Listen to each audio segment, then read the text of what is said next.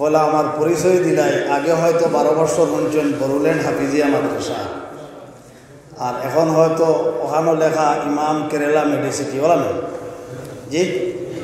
বহুত ডাউট হইতে পারে মেডিসিটি আবার কিতা, আর মেডিসিটিতে আবার ইমাম থাকেন একটা থাকতে পারেন না। না, এই মেডিসিটি এক মুসলমানের মেডিসিটি বহুত বড় একটা আয়ুর্বেদিক হসপিটাল, আর এখানোর পেশেন্ট রইলা গালফ কান্ট্রির যত আরব কান্ট্রি আছে, আরব কান্ট্রির যত বেমারি আছেন ও হসপিটাল হয় 1 মাস 2 মাস 2.5 মাস থাকিয়া তারা ইলাজ করে।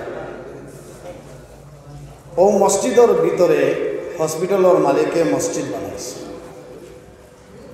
হসপিটালের ভিতরে বেমারিও হল তে মসজিদ বানানোর ফায়দা কিতা, কারণ আমরা দেশও দেখা যায় কোনো মতে যদি ডাক্তারে হয় আপনার তো বহুত বড় বেমার হয়ে গেছে, তে তাই গরো নামাজ পড়েন যে আমি আর মসজিদে যাইতাম পারি আর না আমার বেমার দোয়া করবা, এলা চলেনি না চলে না জি।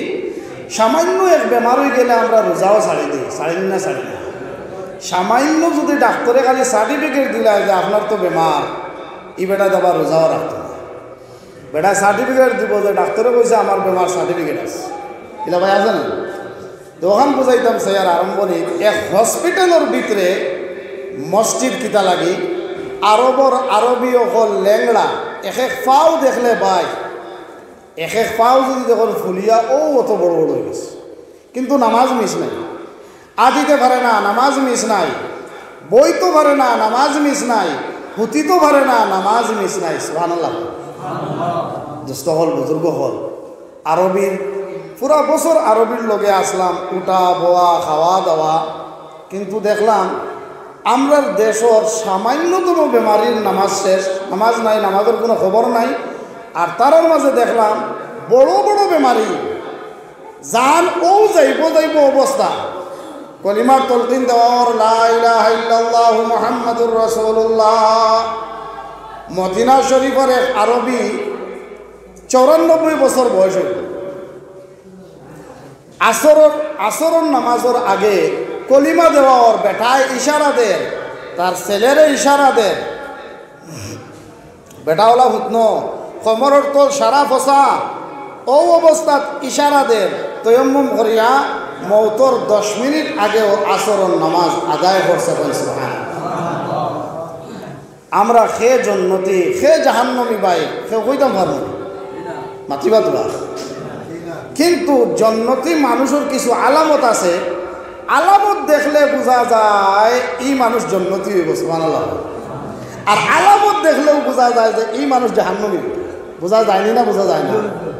আজ যদি আপনার আর এই মহল্লার যে ওয়াজ অন্য রাস্তা দুবাই খেয়ে হইরানি যে পাঞ্জাগানা মসজিদে আজিমুর শান ওয়াজ মাহফিলের আয়োজন করা হয়েছে, এরা কেউ করনি। এই রাস্তা ভাই আজনবী যদি এক মানুষ যায়, এই আলামতে বুঝবো যে ইনো দিনী মাহফিলের আয়োজন করা হয়েছে। কইবেন না? কইবে না?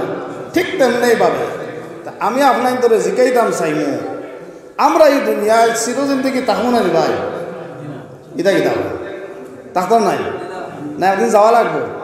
খানো যাইতাম ওলা এক জায়গায় যাইতাম যেন গেলে আর ঘুরি আওয়া যায় না, যেন গেলে আপনারা মাথুন না দেখুন। আমি এখন হসপিটালের মানুষ, আমার লোকে মাথা লাগবে। ডাক্তারে যদি আপনারা জিকে আপনার পেটও কিতা করে তো হওয়া লাগবো না নি, যে বিষ করে গুড়ুত গাড়ুত করে গ্যাস হয়েছে হওয়া লাগবো না নি।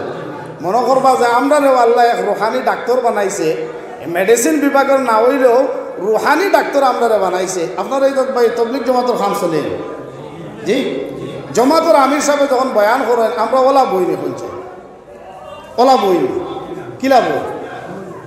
যদি জমাতর খাম চলে তো আয়ের থেকে বেশি আর হওয়ার দরকার নাই। যদি জমাতর খাম চলে তো মনে করো কাজ আমরা 2 ঘন্টি আইন দাওয়াতে তবলিগর মেহনত হইবার উমুমি বয়ান মনে করিয়া আমরা কয়েকজন মানুষ জমি জমি বই যাই, পারা যাইব নি ইনশাআল্লাহ জি। তবলিগে মানুষের লেখান আমরা জমিয়া বই যাই, তো আপনার তোরে বুঝানিটা আমার তোলা সহজ হইব। আপনার আর এই তারিখ দরবার লাগিয়া আমি বহুত মেহনত করছি, আমার খাতিরে নাই, নবীজির খাতিরে, দিনের খাতিরে। হয়তো পারে আপনার আগুয়ানি ওখান রব্বুল আলামিন তাবারাক ওয়া তাআলার ফসল লাগি যাবার কিয়ামতের দিন আল্লাহ কইব যা ও খাতিরে আইস্তরে মাফ করে দিলাম। সুবহানাল্লাহ। দোস্ত হল বুজুর্গ হল আমরা ও হরুতা আগে